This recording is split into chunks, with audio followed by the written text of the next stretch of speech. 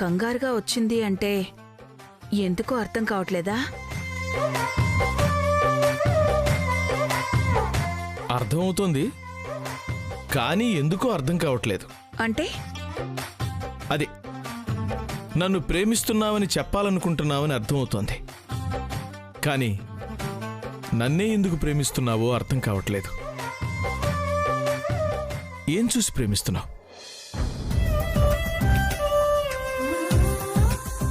నీలో తెలివితేటల్ని చూసే శోభన్ రాజు. అందర్నీ నవ్విస్తూ మాట్లాడుతావు చూడు, ఆ నవ్వంటే నాకిష్టం. ఎంతటి వారికైనా ధైర్యంగా సమాధానం చెప్తావు చూడు, ఆ ధైర్యం నాకిష్టం.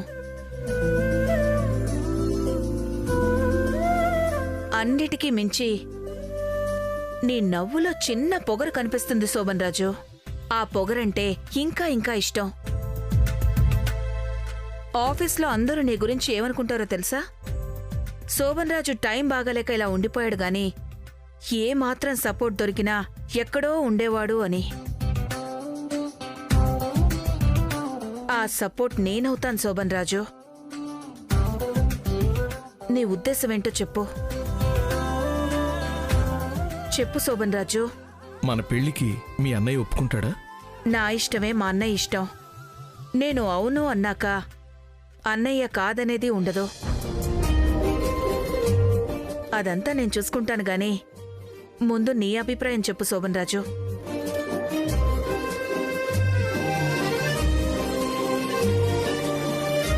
అంతకన్నా ముందు నువ్వు నాకో విషయం చెప్పాలి. ఏంటి? నాకన్నా ముందు నీ జీవితంలో ఎవరూ ఉండకూడదు. నేనొచ్చాక ఇంకొకరి గురించి అసలు ఆలోచించకూడదు. నువ్వెవరినైనా ఇంతకుముందు ప్రేమించావా? అలాంటిదేమైనా ఉంటే ముందే చెప్పేసేయ్. ప్రేమ? అబ్బే, నాకలాంటివేం లేవు. అసలు నా జీవితంలో వేరే అబ్బాయే లేడు. ఒక అబ్బాయిని చూసి ఇష్టపడటం ఇదే ఫస్ట్ టైం. అది నువ్వే. అయితే ఓకే.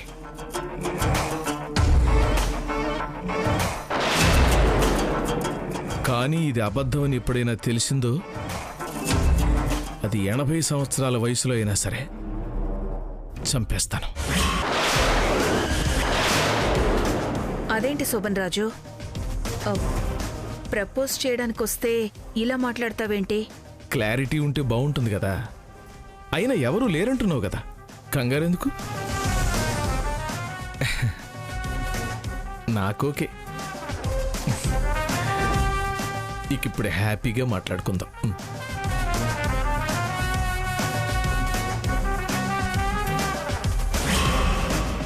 అలా మీ అత్తే నా తెలివితేటల్ని మెచ్చుకొని నా కండిషన్స్కి ఒప్పుకుని మరీ పెళ్లి చేసుకుంది. పెళ్లి చేసుకుంది సరే, ఒకవేళ అత్తయ్యకి ఎవరైనా బాయ్ ఫ్రెండ్ ఉన్నారని తెలిస్తే చంపేస్తావా? డౌట్ లేకుండా.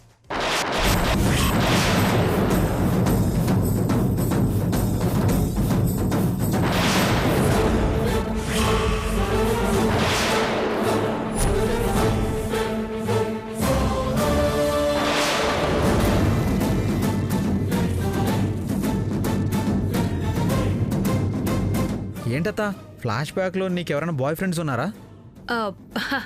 బాయ్ ఫ్రెండ్సా? నాకా? లేదు లేదు, నాకు అలాంటి వాళ్ళు ఎవరూ లేరు.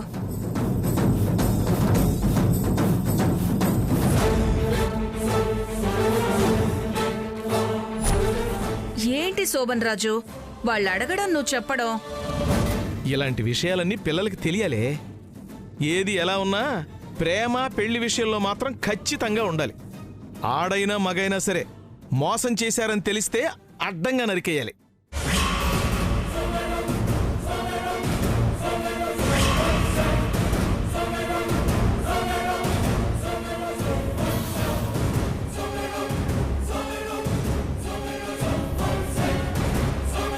ఈ విషయం మాత్రం బాగా చెప్పారు బాబాయ్. బావగారు, అక్క ఇంకా ఆ విషయం గురించి ఆలోచిస్తూ ఉంటుంది. మీరు వెళ్ళి కాస్త తోడుగా ఉండండి. అలాగే. సారు, నేను పిన్ని బాబాయిలకి కాస్త వేడివేడిగా కాఫీ కల్పిస్తాను. మీరు వెళ్ళి కాస్త రెస్ట్ తీసుకోండి.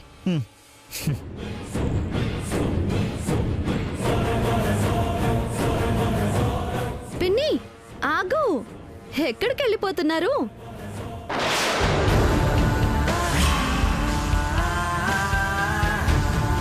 బాబాయిని అవసరానికి వాడుకుని ఇప్పుడు డిసప్పాయింట్ లో ఉంటే ఓదార్చకుండా వెళ్ళిపోతున్నావేంటి పిన్ని? నేనెందుకు డిసప్పాయింట్ అవుతాను? అనుకున్నది అనుకున్నట్టుగా జరగకపోతే మీరేంటి బాబాయ్, ఎవరైనా డిసప్పాయింట్ అవుతారు. ఏం మాట్లాడుతున్నావు? నేనేదో అనుకోవడం ఏంటి, అవ్వకపోవడం ఏంటి? నాకు తెలుసు బాబాయ్, మీరొచ్చి ఇన్ని రోజులైనా ఇంకా భారీగా ఏది ప్లాన్ చేయలేదేంటా అనుకున్నాను.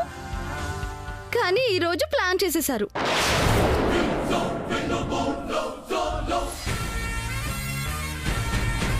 అందుకే బాబాయ్ మిమ్మల్ని ఈ ఇంట్లో ఉండమన్నాను. మీరు పక్కనే ఉంటే మీ మాటలు, మీ ప్రవర్తనని బట్టి మీరేం చేసినా నాకు ఇలాగే తెలిసిపోతాయి. మరి మీరెప్పుడు ఏం చేస్తారో అనే నా కంగారు నాకుంటుంది కదా బాబాయ్. అందుకే ఆహారతి తీసుకోండి. ఎప్పుడు చూడండి చక్కగా నా కళ్ళెదురుగానే ఉంటారు. మీరేం చేసినా తెలుసుకునే అవకాశం ఉంటుంది. నువ్వేదో పెద్ద తెలివైందని అనుకుంటున్నావేమో. అసలు ఈ కిడ్నాప్ కి నాకు ఎలాంటి సంబంధం లేదు. అయినా అంత అవసరం నాకేంటి? అవసరం మీకు లేకపోవచ్చు బాబాయ్, కానీ పిన్నికుంది కదా.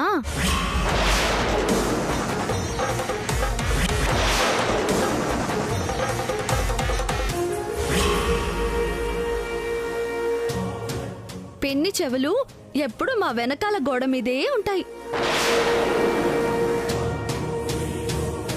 ఈ రోజు మా శోభనమని ఆయన నాతో చెప్పడం విని ఉంటుంది. ఎలాగైనా ఈ శోభనం ఆపాలని మీ కాళ్ళ మీద పడుంటుంది.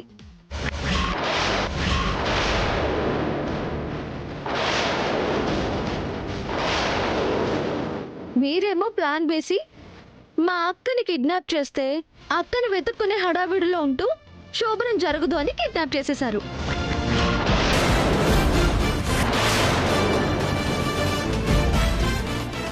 ఏంటి అన్ని మా మీద వేస్తావు? నీ శోభను ఆపాలని కిడ్నాప్ చేసేవాళ్ళమే అయితే 2 కోట్లు ఇమ్మని ఎందుకు అడుగుతాం?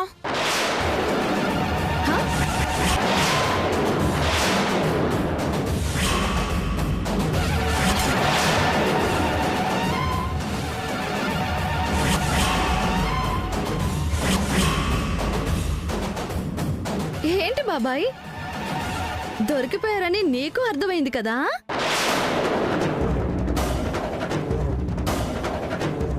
కిడ్నాపర్లు డబ్బులు అడిగారని చెప్పాం గాని 2 కోట్లు అడిగారని ఎవరు చెప్పలేదే.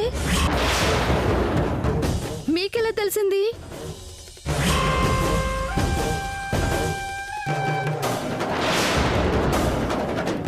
బాబాయ్, కిడ్నాపులు చేస్తే జైలుకి పోతారు గాని శోభనాలు ఎలా ఆగిపోతాయి బాబాయ్?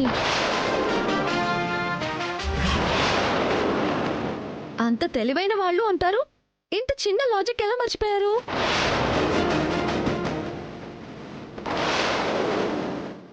ఇప్పటికే మీరు చేసిన బెదవ పనులన్నీ ఆయనకి తెలిసి ఎప్పుడు ఏం చేస్తారో తెలీదు అన్నట్టుగా ఉన్నారు.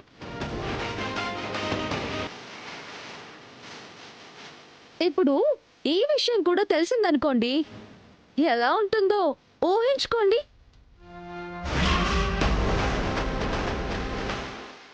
ఏమో ఇప్పుడే చెప్పినా చెప్పేస్తానేమో.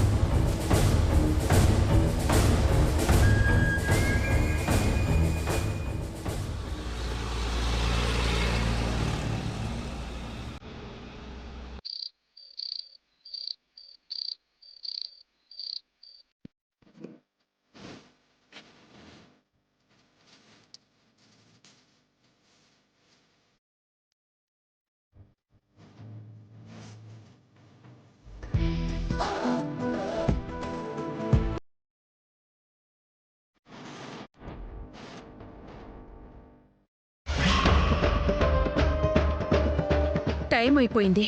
వీళ్ళేమో గదిలో దూరి తలుపేసుకున్నారు. శోభనం ఆపుతానన్న శోభన్ రాజేమో ఎటెళ్ళిపోయాడో తెలీదు. ఫోన్ చేస్తే పనిచేయడం లేదు.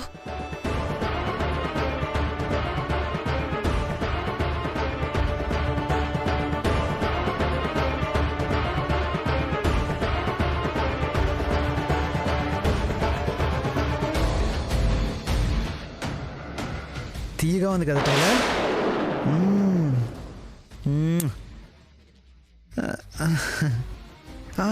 ఇంకొంచెం కిందకి, అంత ఇంకొంచెం పైకి.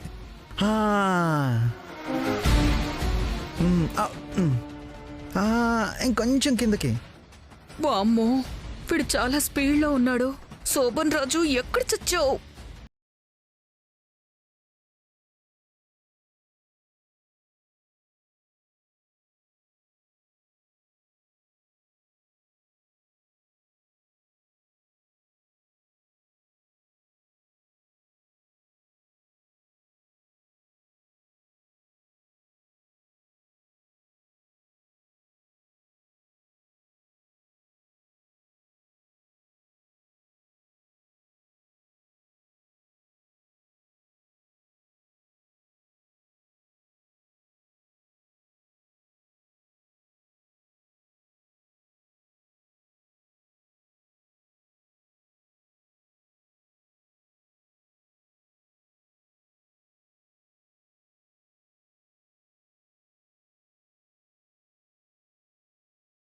రెండు తింటే త్వరగా అయిపోతుంది.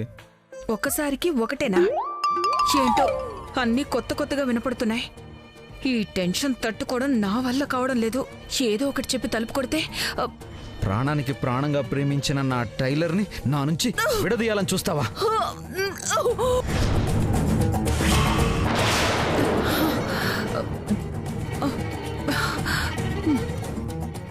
వద్దులే, ఇప్పటికే చాలా కోపంగా ఉన్నాడు. ఇప్పుడు తలుపులు కొడితే చంపినా చంపేస్తాడు. ఏం చెయ్యాలి?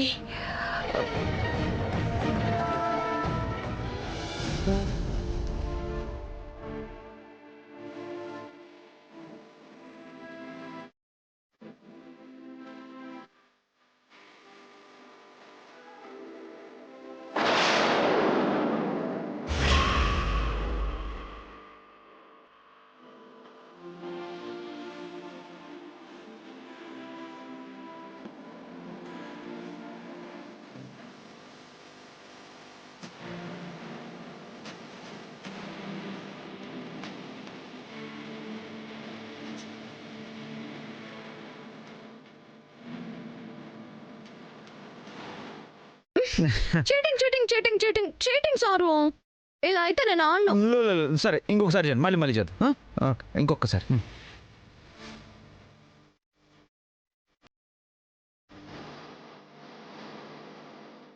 ఏం చేస్తున్నారా మీరు లోపల?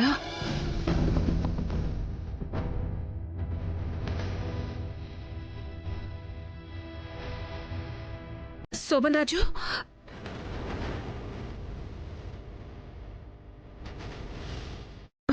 మెల్లగా దిగివే.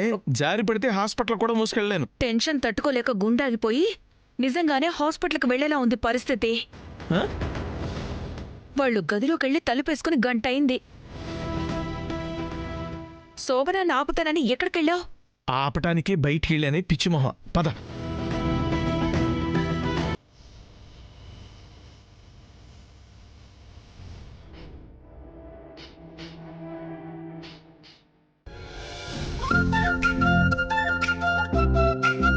నాతోనే ఆడుకుంటారా సారు?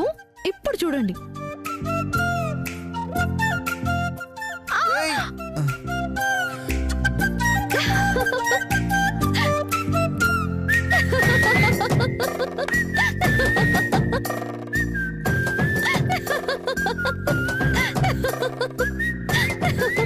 విన్నావా నవ్వులు? పరిస్థితి ఎంతవరకు వెళ్ళిపోయిందో ఏంటో. ఏదో ఒకటి చేయి శోభన్ రాజు. ఇంకా చిక్కుపుచ్చికల దగ్గరే ఉన్నారే, టెన్షన్ పడుకో.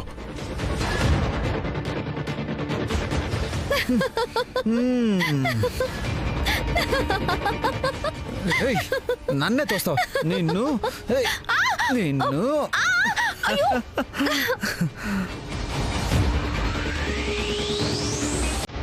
చూస్తావేంటి? ఏదో ఒకటి చెయ్యి.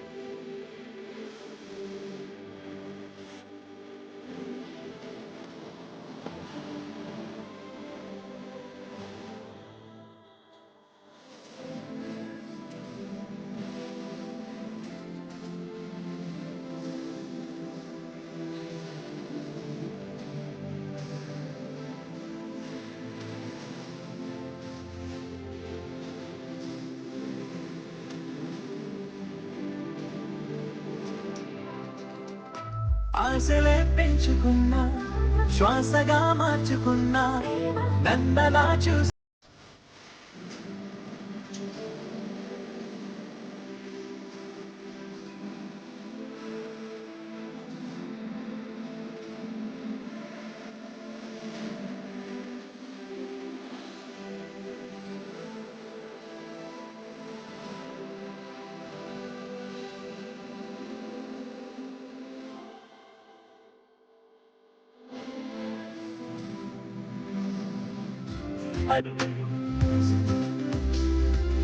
చేరమన్నది